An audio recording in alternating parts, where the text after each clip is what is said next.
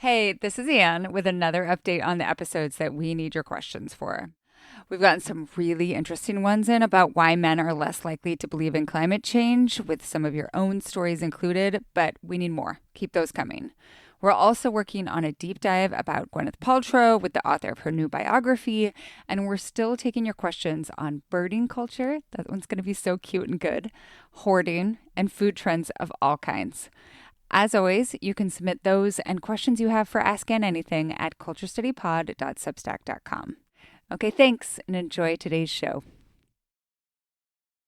So the book opens with this 1950 short story, sci-fi by Ray Bradbury, and it's called The Children the World Made, or more commonly taught as The Veldt. And it begins with a pair of parents, their names are Lydia and George, who are really excited because they've just bought something called a Happy Life home. This is basically an epic smart home. Yes. It has taken over every maternal and housewifery function. And of course, Lydia is both ecstatic and completely depressed because this was her entire life. They also, and which is so depressing, not to editorialize. Of course, they also have two children, which is the norm. They're twins. Their names are Wendy and Peter. We can hear the sort of Peter Pan thing there. And they have their own reality playroom, which sounds really cool. Basically, they fantasize, they imagine things. This is the height of Freud mania, so it's definitely psychoanalytic. And then it's like a 3D VR room. So they start to fantasize the Sahara. And the children just become totally obsessed, and they won't leave the room, and they're addicted to the room. And slowly, that VR becomes R. It becomes reality. And so when Lydia and George go to a psychoanalyst, they're like, what should we do? Oh my God. You know, a psychoanalyst is like, you must obviously remove the screen. You must shut down the home.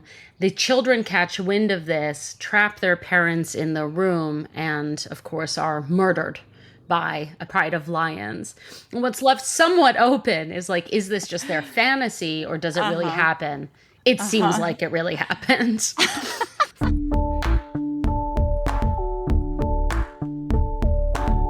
This is the Culture Study Podcast, and I'm Anne Helen Peterson. Hi, I'm Hannah Zeven, and I'm the author most recently of Mother Media and also The Distance Cure, both with MIT Press, and I'm an associate professor of history at UC Berkeley. Okay, so your book is so interesting to me, and like just an example of all of the incredible work that's coming out of media studies right now, because when I was reading it, I was like, wait, is your PhD in psychology or is your PhD in media? And that itself, or in history, right? And you're in a history department now, right? Yeah. Yeah. So like it's doing all of these things so skillfully. So how do you describe it? This is like the hardest elevator talk ever. Yeah, so the book Mother Media, you know, I can say a little bit about what it tries to do, but basically the first observation I had in writing it, and I think this helps to sort of map the project, is that we know as historians of psychology or feminist historians that in the 1950s we have both this like really pressurized image of the housewife at the center of her home. She's definitely white. She definitely, like the fictional Lydia, has 2 or 2.2 children, and she's in the suburb. And we also know that in the 1940s and 50s there was this huge pressure on what that mother at the center of that, you know, domestic console should be. She should be attentive, she should be libidinal, but not too much, not too little. And we also know that this image is just a fake one. Or in the sort of, in the parlance of Stephanie Coontz, the great, you know, historian of American motherhood, it was a way we never were. But it becomes this really important image. We see that now with tradwifery, et cetera. And so I looked at all that psychology that was trying to instruct mother on how to be, and I saw even if it's behavioralists who disagree with the psychoanalysts, et cetera, they all agreed that mother should be the sole conveyance of care to a child, just as technology is really appearing in this other role in aiding and child rearing. So the first argument is psychology decides the mother is a medium. The second part is then looking at all of the people who fabricated the technologies that we all know, whether or not we love them, the baby monitor, the high-tech crib and its antecedents, and on, how they, and television, of course, but also comic books, how they all began to think about media as doing the work of standing in for mother, because mother actually can't just be the unique conveyance of all culture, all transmission, all love. Something else comes in. And so the book is interested in how mother as medium and media as mother play together and have shaped our understandings of mothering today. I'll give the contemporary classic example, which is next time you see a mother shushing her child with the iPad, go interior and see how you feel about it. And the book is sort of interested in offering a prehistory of how those feelings about children in front of TV, children in front of iPad came to be. Yeah. You also, so you write that like during this time, this formative time, 20s, 30s, 40s, 50s, like there was, as you say, new and exquisite attention to the nuclear family and these new definitions of what mother is, what father is, what a child is.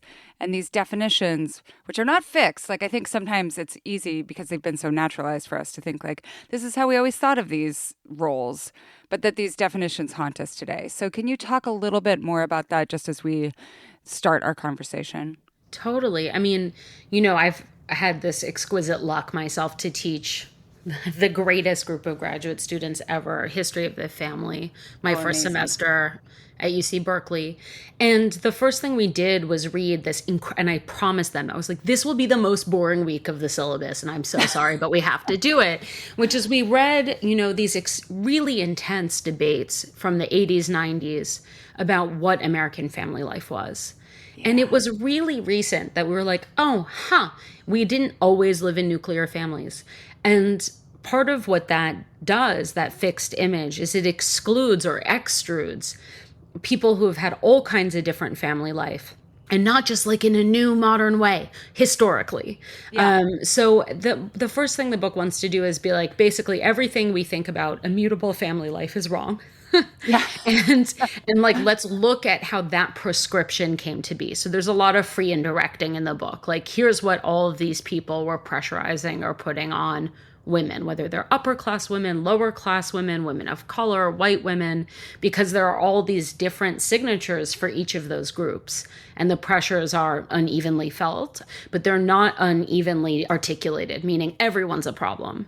Right. And so I wanted to show that too. Yeah, you have this, I think, who is it that you're quoting? Melinda Cooper, that the history of the family is one of perpetual crisis. So, like, there's always these different solutions that you're trying to deploy, and it always has to be unsuccessful. The family has to be in crisis, so nothing can ever actually work. Yeah, I think the other way to look at that is the book tries to show both from above and more from above, as well as below, the kinds of solutions that were posited to various family crises. The one I'm paying most close attention to is one that is materially about labor. How can new standards of reproductive labor, new forms of mothering, coexist alongside new expectations and new desires that have a channel to leave the home, say, as well as, pressures on women who have always worked outside of the home. That's like an uneven part of the history of women at work, and how that gets voiced as a problem that can be dealt with technology. It can be dealt with, it's this kind of techno-boosterism stuff we're totally used to in the present, but I'm also showing how that emerges. So, that's the crisis. And then what happens is mothers are both blamed for not being totally present and for mismanaging the media. And by the time we get to the iPad, we know that one. But in fact, this has been a question since they called TV the boob tube. I always forget that actually is referencing like an actual boob and not like, I don't know, like a thing that dads say, because it rhymes or something like that. I mean, that's a good tee up for this other argument of the book, is that all of these like panics and discourses around media were actually like darkly twinning the same panics and discourses around mothering. So like, can we think of, maybe point us to a specific example, whether the boob tube or comic books or something else that comes to mind?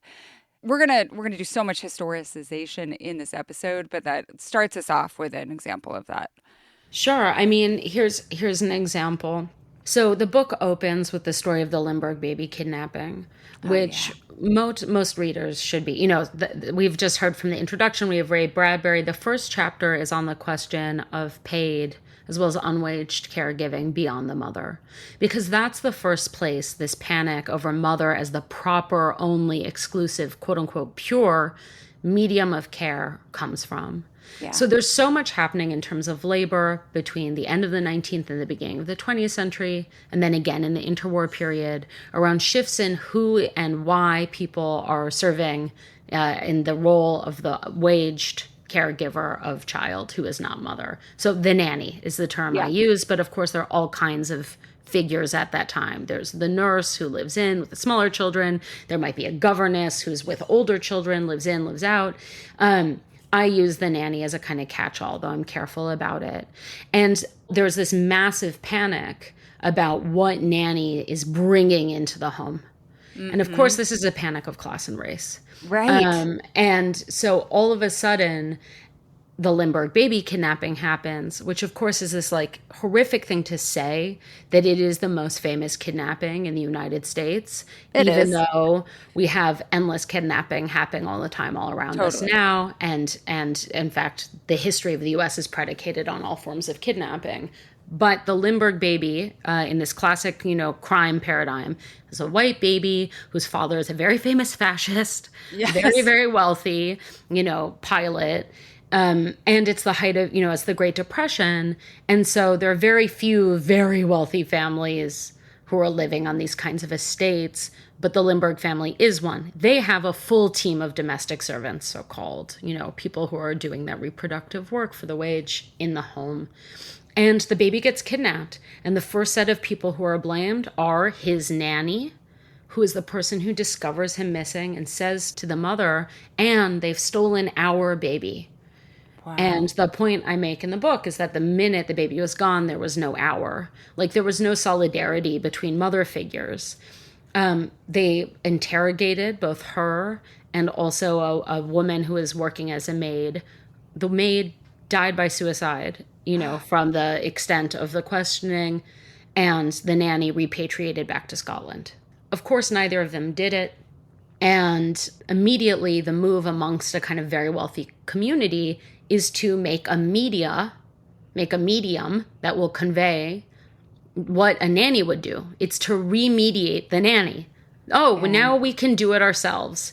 This, we know this one, right? Like, technology is neutral. It will just do what we want it to do. It works the way we want it to. It works for us. It's positive or whatever. It solves a problem. I live very close to Silicon Valley, and I sound like where I'm from. That was already true in the 1930s.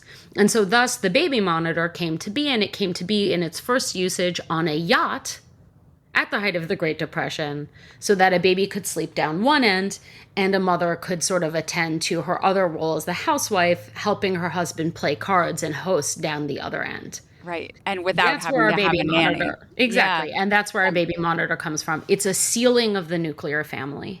So this reminds me, too, the Limburg kidnapping, and actually just like discourse around Limburg, is really central to a lot of panic around the rise of what was called personality journalism in around that era. And people thinking like that the press was essentially like high journalism was being degraded by stuff that people wanted to read about.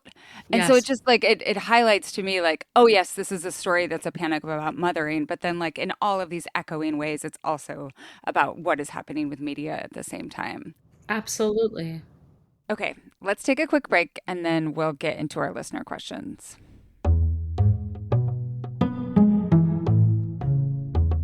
Today's episode is brought to you by Birch Living. I have had my Birch mattress for more than 2 years now, and it is the first time in my life I have not slept in a sinkhole. Mine is on the way here. I cannot wait. And the reason why I was very excited is because when I texted you and was like, do you have one of these? Like, I felt like you had talked about it before and you were like, oh my God, yes. So most people don't feel that strongly about their mattress, but you do. I feel so strongly about it. Like, the mattress I had before this was maybe like $300 that I got on Amazon.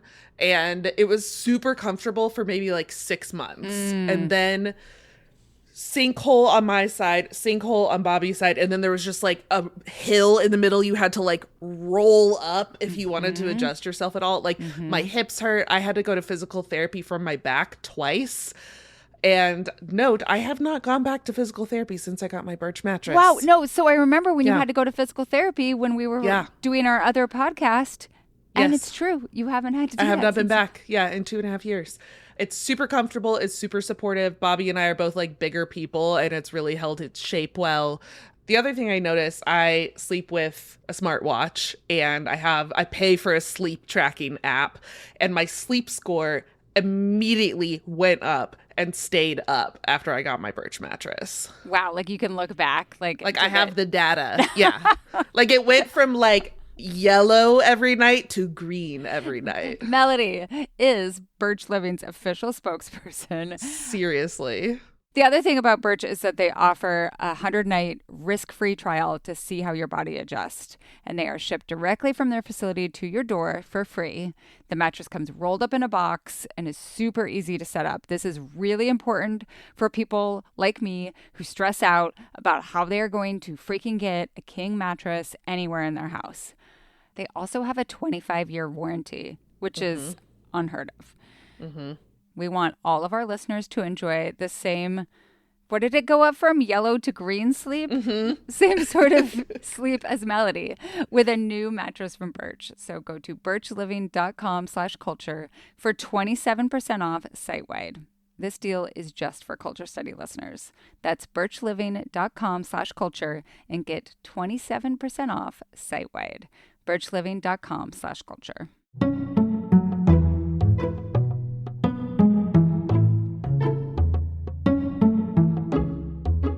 So let's get into our questions. They're so good and complicated. This first question comes from Ellie, and it's about how we talk about technology and parenting. Is technology just the new breastfeeding? Over the past few decades, breastfeeding has become a really contentious parenting topic. So first we have the introduction of formula, and oh wow, formula's great and everyone should use it.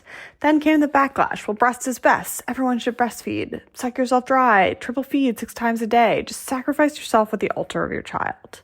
But also, don't breastfeed for too long because that's weird, and why should you get special accommodations for pumping and feeding?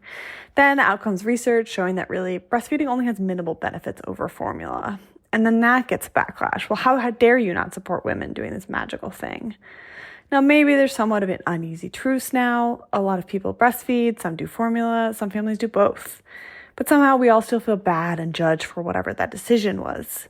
I see technology as having a really similar path. At first, iPads in schools was going to be a revolutionary teaching tool, and now there's this big backlash. And all parents are using technology in some way, and we feel judged either about using it too much or in the wrong way. Or maybe we feel like we're being overly superior if we're trying not to use it at all. It feels like technology is much like breastfeeding. There's this narrow version of the right way to parent, which is used as a cudgel to make parents, but especially women, feel bad and subjugated to their parenting choices. So I feel like I should just send Ellie a copy of your book. Like she just like wrote, like this is the perfect reader. Yeah, absolutely. Give me Ellie's address. I'll do it. So thank you to Ellie. I mean, the first thing I'd say is like this question is so excellent. And in part because from a kind of history of technology perspective, we would see formula. We would see the bottle. We would see the breast as a form of techne, as a form of technology. So that's spot on. And it really, chimes with a lot of what I have in the book. Like the second chapter is about sleep.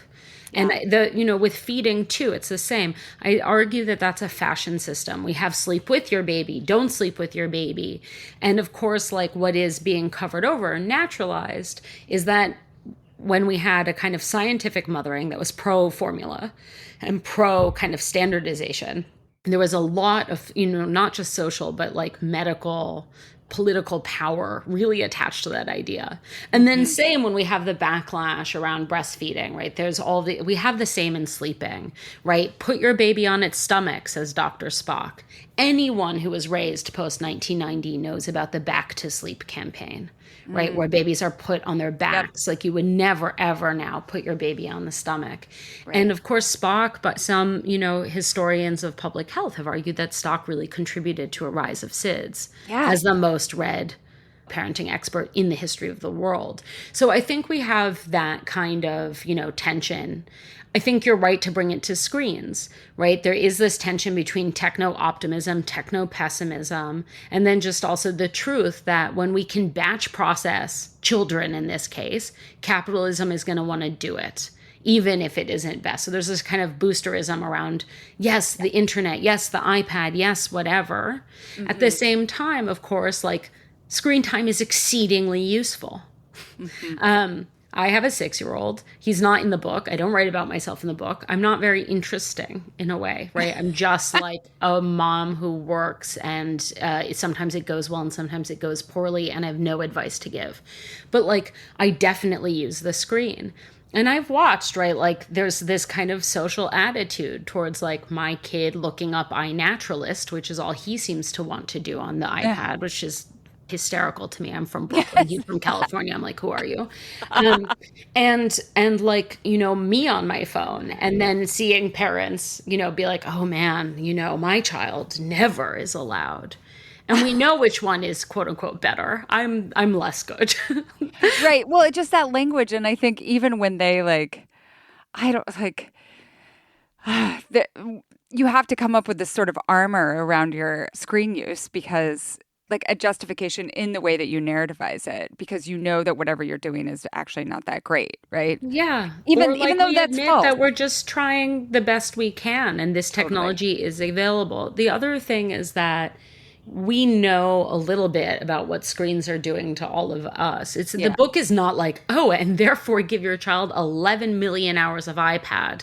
Right.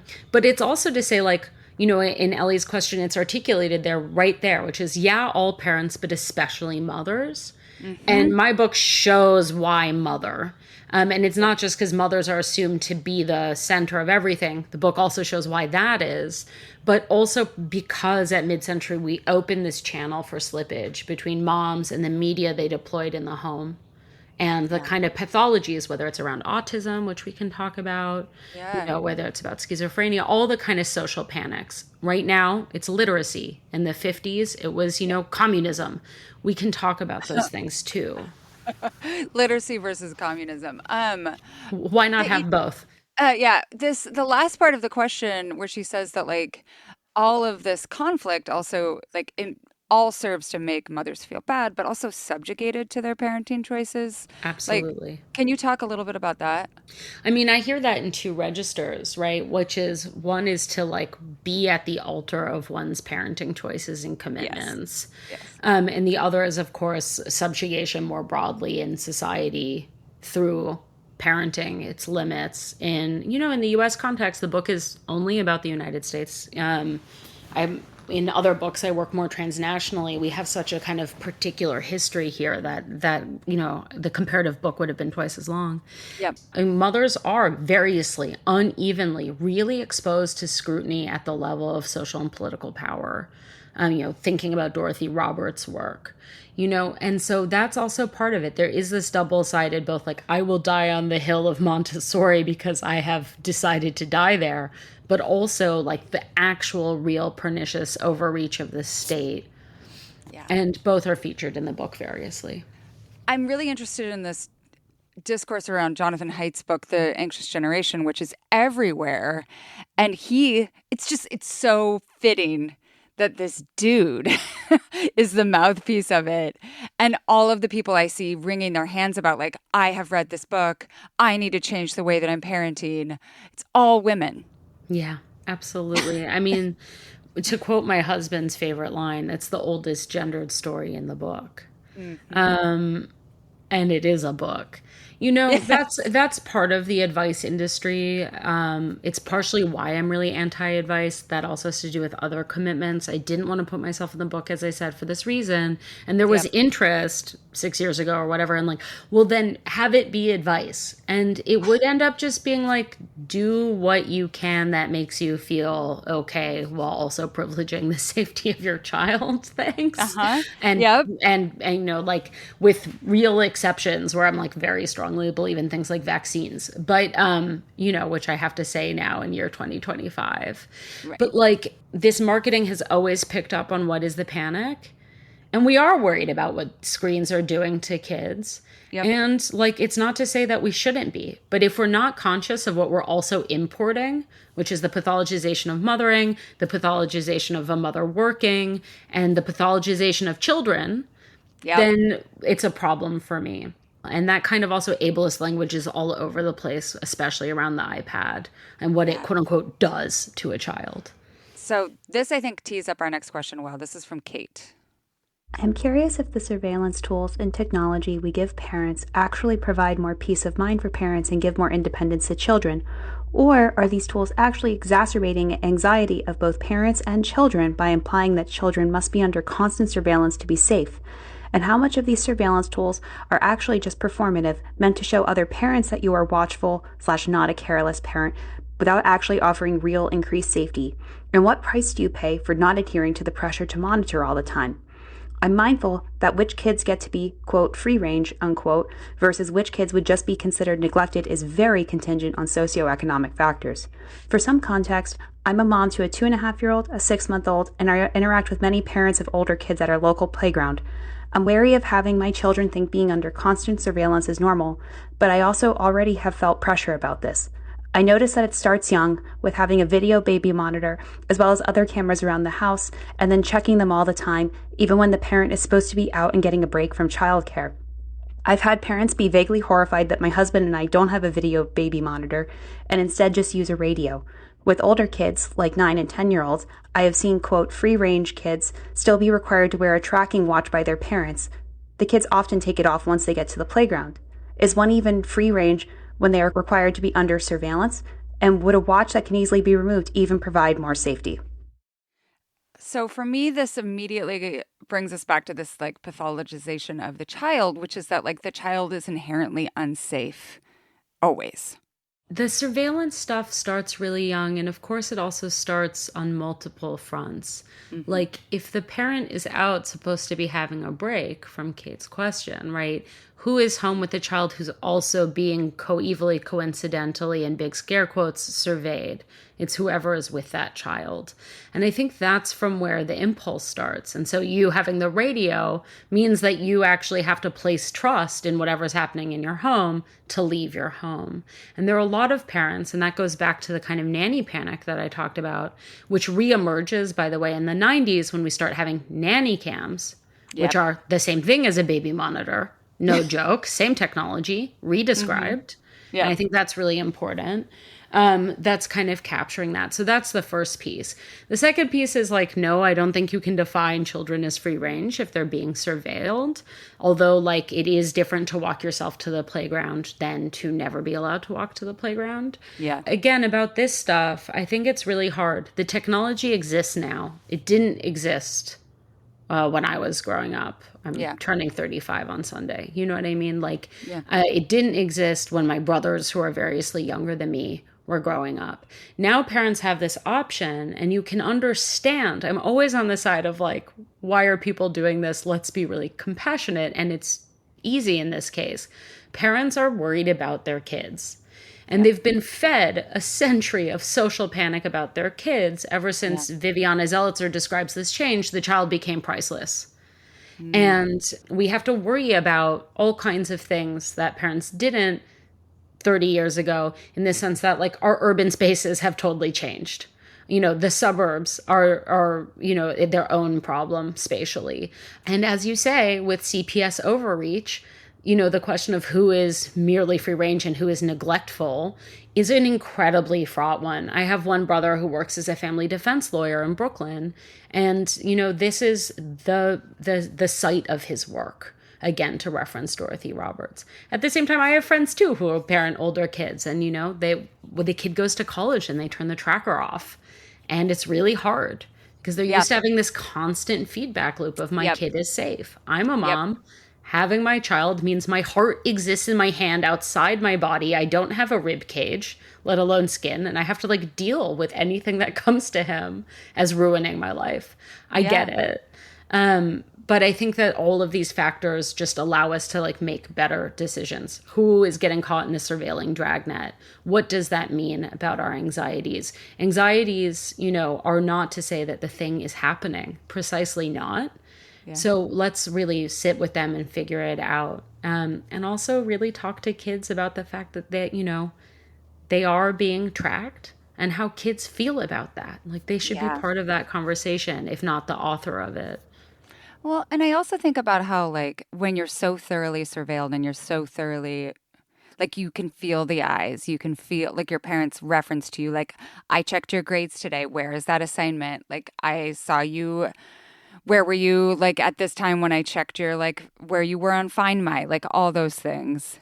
They internalize that surveillance, right? And, like, you act as if you are always being surveilled. And how is that connected to, I think, feelings of anxiety, feelings of, like, that just the development of self, of creativity, of, like, oneself apart from who their parents, like, envision them to be vis-a-vis surveillance. It's really complicated.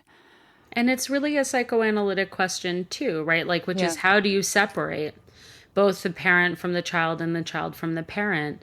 And that is understood to be like the cornerstone of development. Right. And we are changing it. I also think at the same time, I was really interested in the book and even those kinds of notions of, like, the pathologization, say, of the helicopter mother. Which grows right out of the very same paradigms from the 1950s of, like, the refrigerator mother. Right. Both appliances. Can you define, Sure. What is the refrigerator mother? So this is like the third chapter of the book. It's adorable. We're moving right in order without trying to. The third chapter of the book is called Hot and Cool Mothers, and it tries to tell the story of how a kind of both pathologization of the white mother, middle-class mother as overeducated and frigid, emerged alongside the pathologization of Black mothers as overpowering, dominant, etc. And so this had huge impacts on child psychiatry.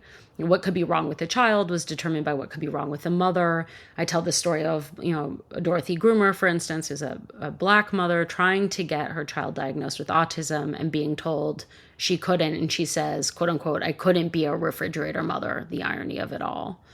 And so, like, I tell that story, but I look at its travel through to things like the helicopter mother, the snowplow mother, the tiger mother, and all of these new maternal pathologies. And so it's, part of that is to say, like, we get sold, I'm a college professor. I'm inundated all the time with this fantasy that there are parents overreaching into my classroom or something. In my experience, it's never happened once. But we have this fantasy that there is this kind of parental overreach. On the other hand, we have also this really new and very tempting technology, and it has all these meanings, but we can also make our own with them. I'm with you, Anne. This is a side note, but one of the most interesting parts to me of, like, your ability to do this research and to look at what was happening historically is that during these formative periods, like 30s, 40s, 50s, there were an abundance of kids who had different family arrangements, in part because of the war, in part because of deaths. Like, so there was an ability to essentially, like, study kids who didn't have moms, study kids who were with only moms, like study kids who were orphans, and then come up with ideas, right or wrong, about what role mothering, fathering, family, like the role of that in the child's life. Absolutely. And it allowed for this very weird cluster of theories to come, on mother-infant interaction. It's the antecedent of something like attachment theory, but also behavioral theory, where we had this, like, crystallized moment where, the idea of, like, there must be mother. That's what we gleaned from that. And there are all different kinds of, PSI, PSY scientists working on that question. And that's why this kind of, like, over attention to mother, which twins with the economic material history of, like, the fantasy of the family wage and keep the woman at home, and someone's with the kids and someone's with the domestic work. And this pressure to not disperse it would be the term of art, through the nanny, through the grandmother. Suburbanization was a bill of goods sold to people, like, move away from your families, separate. Yeah. And, now we always complain, like, well, or I complain too. Why do I live 3,000 miles away from my parents? And all of that is tied up in this history. I always think about the house. I was just, like, very fixated on this vision of the 50s housewife and how that relates or has trickled down into tradwifism. But, like, the fact that so many families, it was still so out of reach for so many families, but that it still was like a desired norm.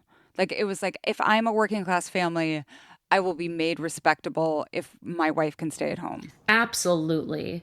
And historians, sociologists have really detailed that, like the fantasy, the perniciousness of it. And yeah, so I think that, we see that reemerge with the trad wife stuff. Yeah. Like what I don't follow this stuff super closely because it really upsets me. But I know there's one trad wife who has 7 children or so and has a big ranch, and she's like considered the ballet or the ballerina. Oh yeah, ballerina farm. Oh, well, I can tell you all about her if you And there want was to know. a beautiful essay in the Baffler about it. I think yeah. it's like the best Very take good. on the trad wife. And, of course, the whole thing is that she's massively supported by her husband's fortune. Airline money, yes. But also on top of that, a huge staff who are disappeared from all the They are content. absolutely disappeared, like in an uncanny way. Like they don't even have anyone helping on their farm, but they do. Absolutely, they have people helping on their farm, but that is completely disappeared. Yeah. Wild. It's the fantasy of like you and your husband and your 8 children can run a massive cattle operation and a social media operation as well. Let alone reproduce yourselves and for him do the productive work. So I think that if we can see how false that image is, we should basically import that feeling back to what we were told is the natural setup.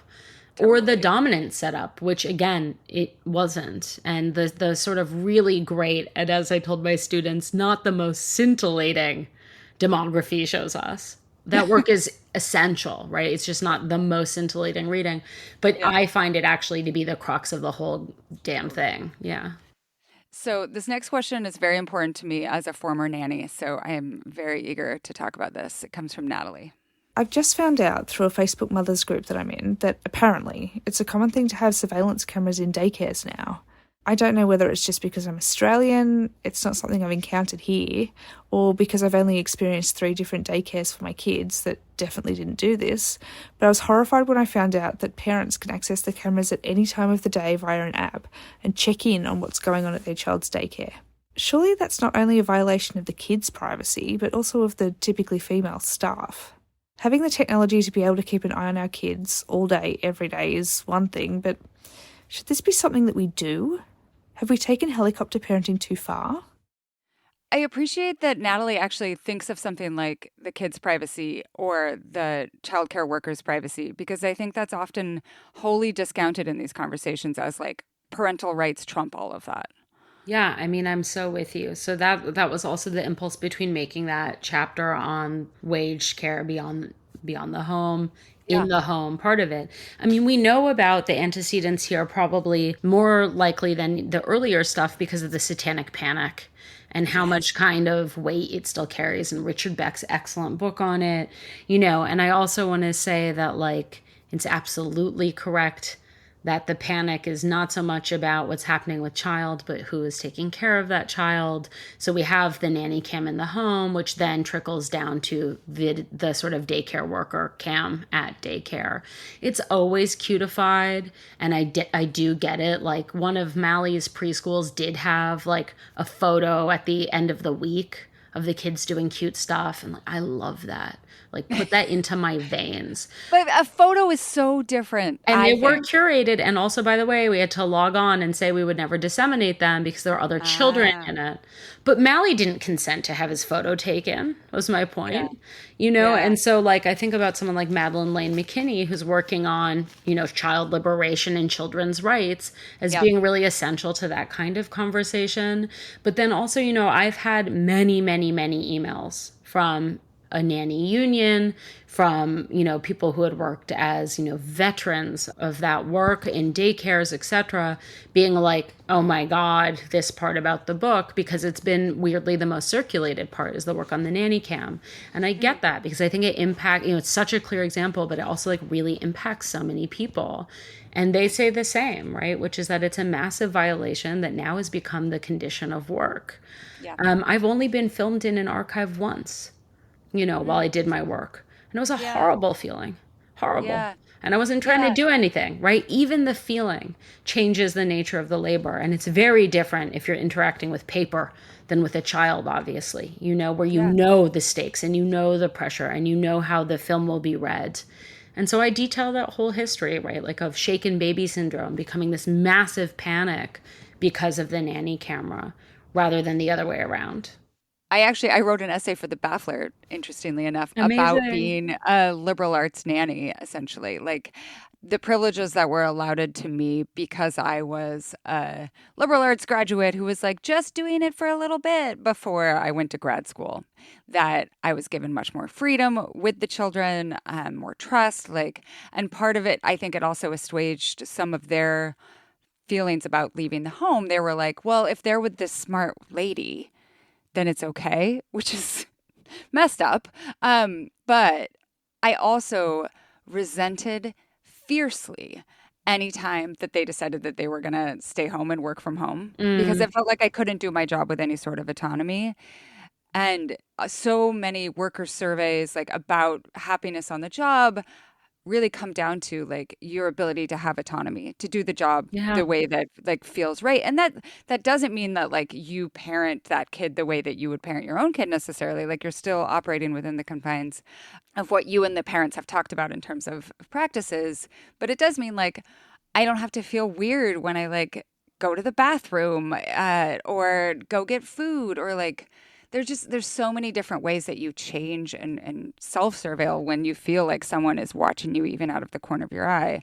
And the advice that I've always given to other people who are hiring someone is as much as you can, if you have to be in the home, separate yourself. Actually separate yourself in really meaningful ways, even if it would feel more fun for you to be able to come and say hi to the kid every once in a while, right? Yeah.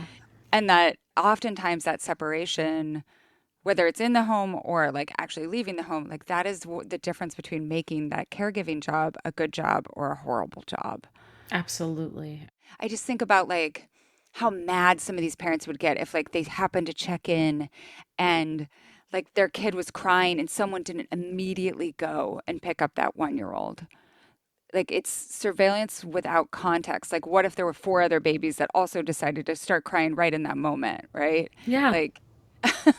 And yeah, there's so many ways in which you're just watching in this way that I think just regiments the people who are being watched. And also I think it could be you can judge your kid too. Why isn't my kid playing with the other kids? That sort of thing. Yeah. Yeah. So it's over surveillance of everyone. And now it's standard in many nanny contracts. I was researching that there should be no surveillance, no air tag in the stroller, which is now very common. Some informants told me, no nanny cam at home. And then the question, if it's violated, that the right lies with the nanny to violate the contract and terminate the contract without violation. And I think we'll start to see that more standard, but there is that selection bias. I want to send my kid to a school that has an open stream.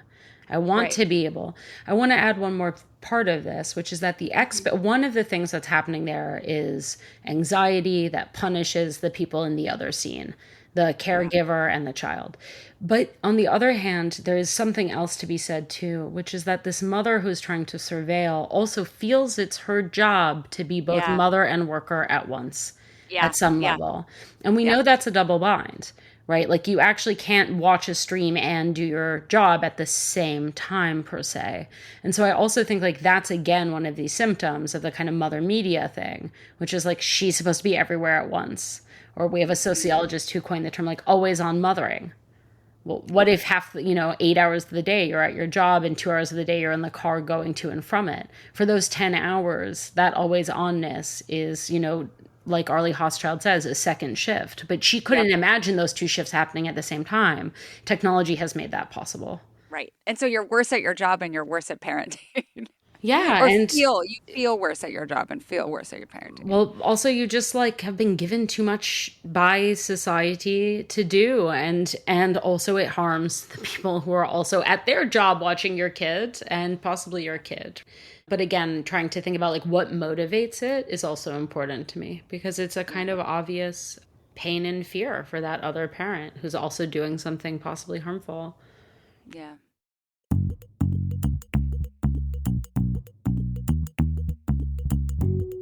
This episode is brought to you by Wild Alaskan Company.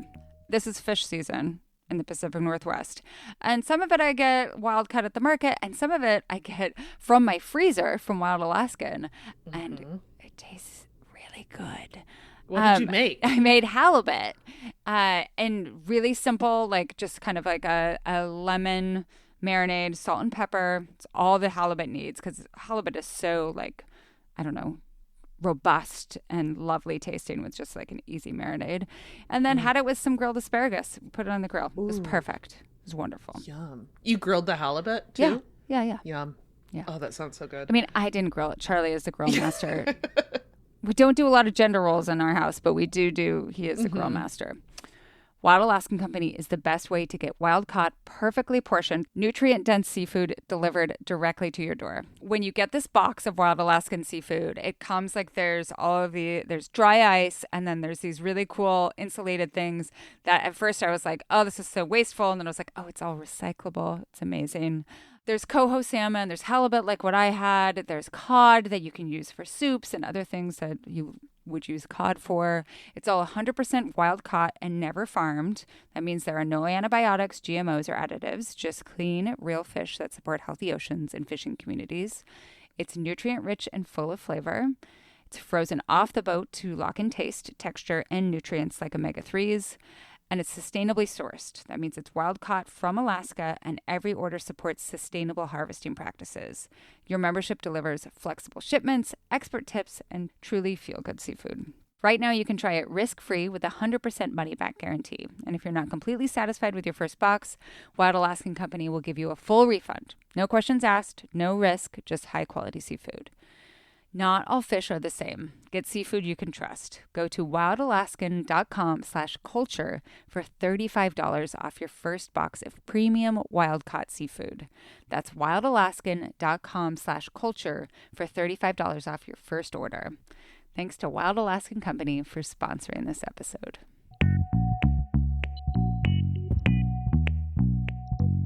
This last question, I think, brings everything together. It comes from Ashley. How have advancements in technology and media impacted parenting instincts? My mom will sometimes poke fun at my parenting anxiety when I ask her if she struggled when her kids were little. She'll say, "You just have to do the best you can with what you have." I think that is a big generational gap. We have the illusion of everything. Every answer, the perfect product, the perfect routine, it's all out there somewhere and we just have to find it. I don't use Instagram anymore because I can't handle all that advice. There's an overabundance of information regarding both parenting and the terrible things happening in the world. It seems to outpace what previous generations have been exposed to. What are the pros of all that information? What impact is it having on parenting confidence? How do experts imagine these changes in parenting style will impact child development? Where do you want to start with this? There's so much there. I mean, the first thing I wanted to say is about that scene that the question raises between mother and daughter thinking about grandchildren.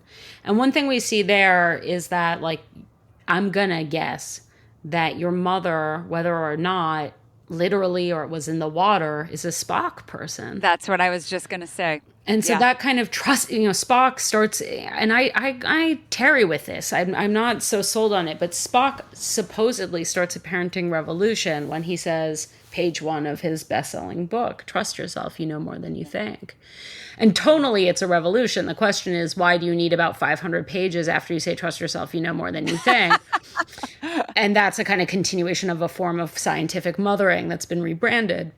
Yeah. But your mother had a Bible, right, that she was subscribing to that told her to trust herself. Again, whether she read it or it was sort of fed to her through the pediatrician or her community, that was kind of the number one. There were competing schools in the 70s, right, but none that had that reach.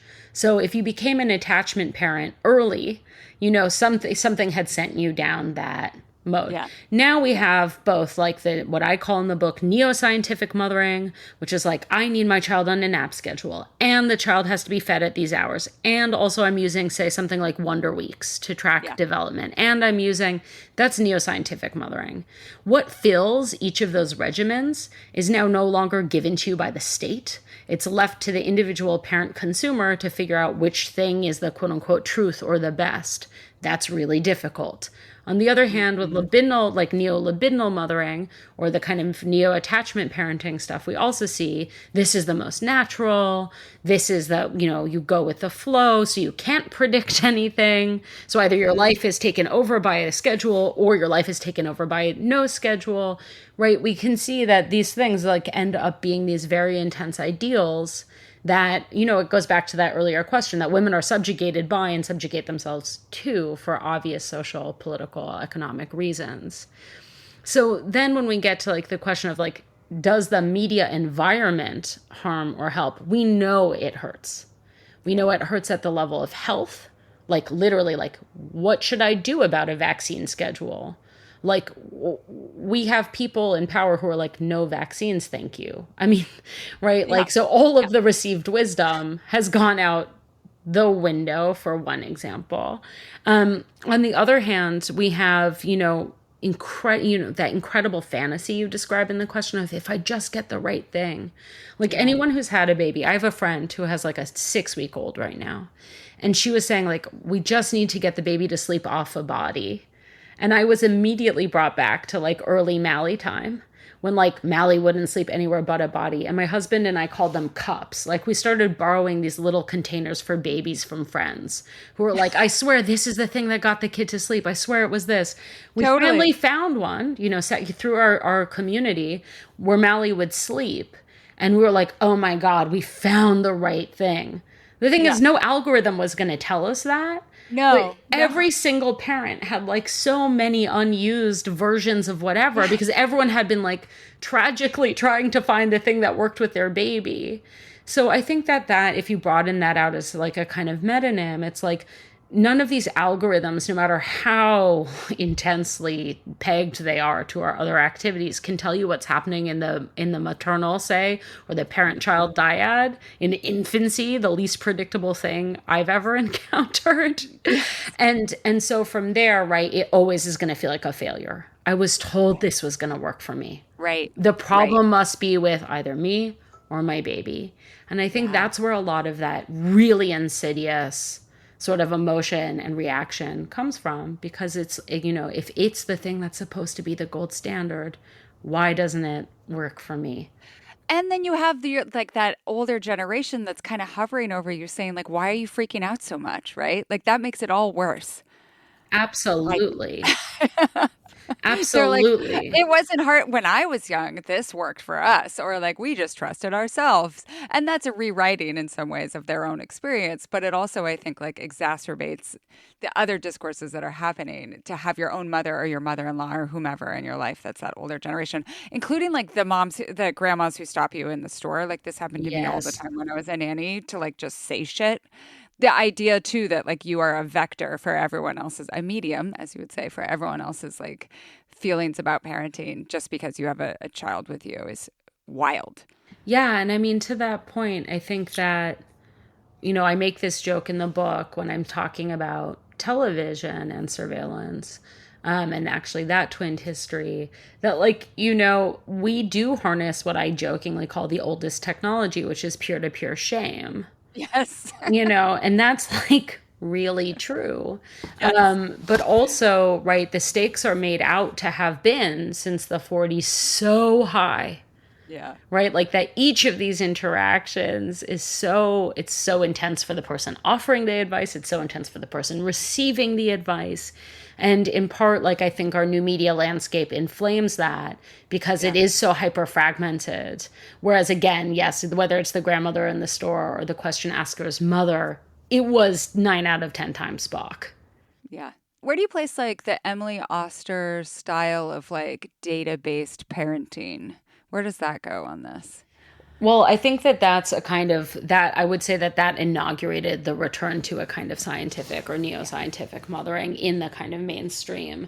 There are parts of it before it's very fragmented, so like you have people who are already writing about behavioralism, and this is the course of normative development. You have people already sort of pushing again for sleep training, because that's again part of this fashion system. Weaning, sleep training, yes, no, is the back and forth. Once the skirt is short, then it goes long, right? We know this one.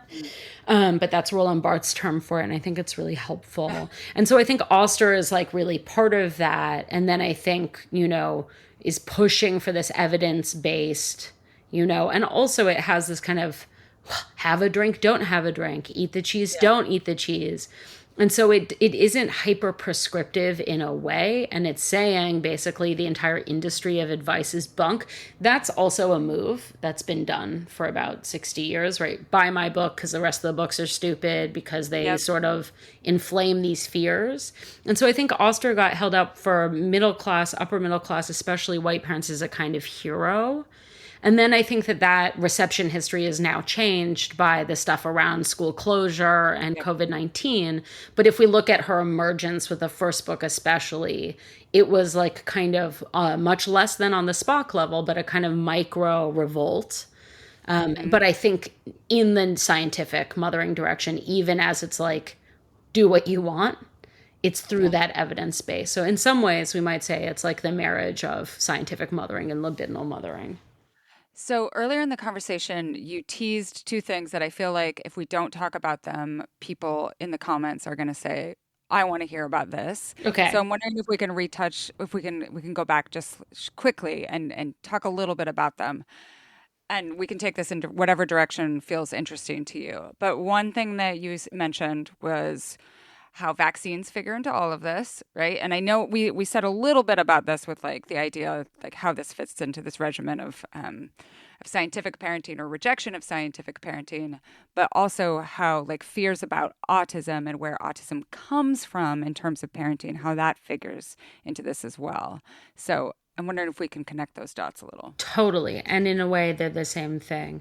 I mean, so one thing that Dr. Spock sets up, and like perhaps I could have stressed this more in the book, is once you're at trust yourself, you know more than you think, and you're in a hyper fragmentary landscape.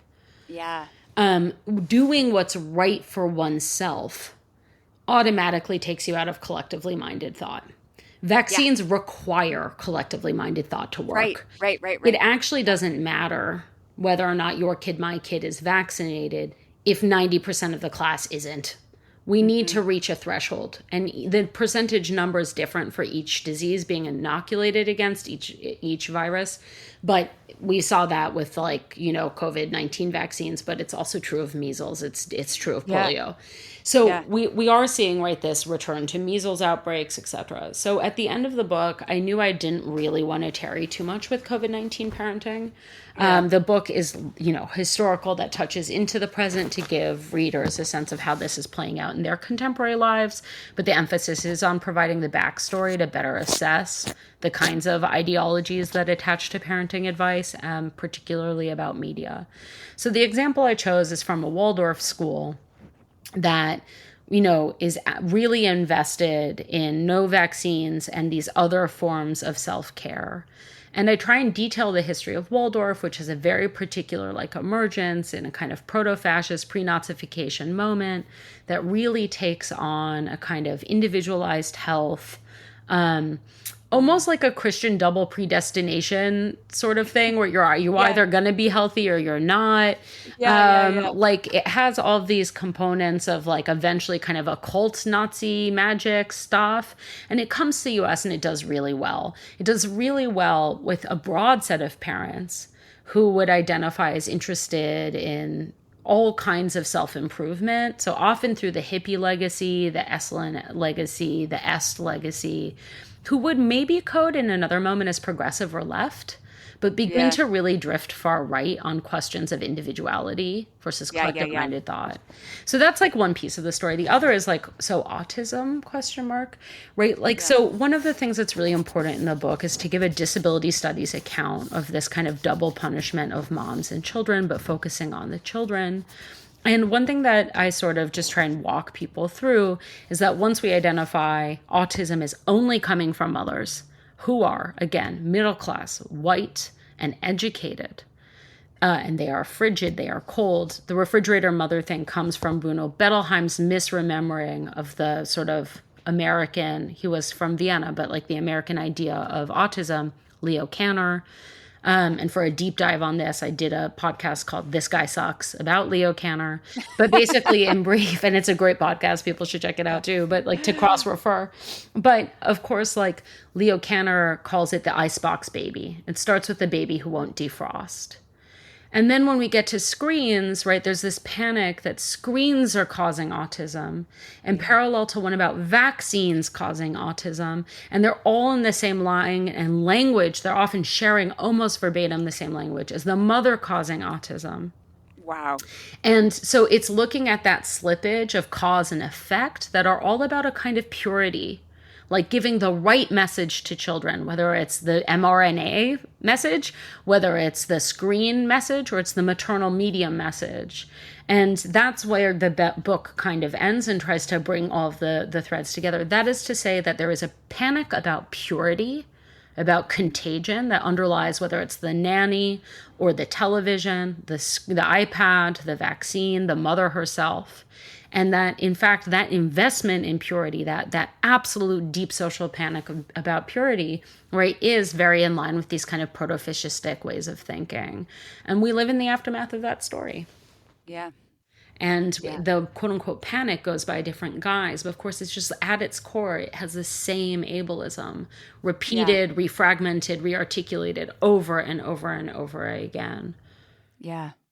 Hannah, thank you so much for coming on the show. This is everything that I imagined and more. If people want to find more from you on the internet, where can they find you? They can find me at zeavin.org, Zeavin, and I'm on Twitter and Instagram, and I'd be happy to keep talking. And thank you so much. These were amazing questions. I couldn't believe it. Thank you so much.